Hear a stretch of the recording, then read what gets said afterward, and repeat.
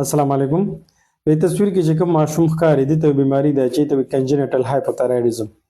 الله د انسان په عمره کې تایرویډ ګلینډز پیدا کړي دي چې هغه جوړي تایرکسین او کله چې دا تایرکسین نه وي د پیدایش نه بعد ماشوم ته د ډیر زیات وخت پورې زړې کېدای شي د نوم ولا امبلیکل هرنیا خېټه ډیره زیاته سخت وي او د نور ماشومانو نه ذهني او جسمانی اعتبار سره ډیر زیات ورسته وي.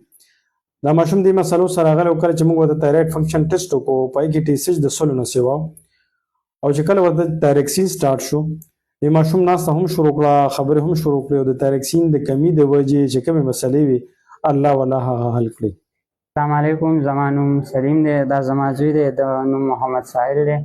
د دې ماشوم موږ ډېر زیات وګرځاو، چا به وي دی لیونی دی، چا به وي د مینې کمزوري ده.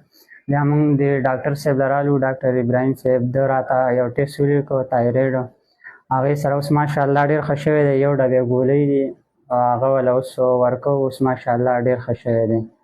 نو دې ماشوم موږ مخکې ډېر زیات دغه کړي، چا به وي یاره دله مغزو کمزوري ده، چا به وي لیونی دی. اوس ماشاءالله ماشوم ډېر زیات ښه شوی دی، ډاکټر صاحب نه مې علاج شروع کړی دی، اوس ماشاءالله ډېر ښه دی.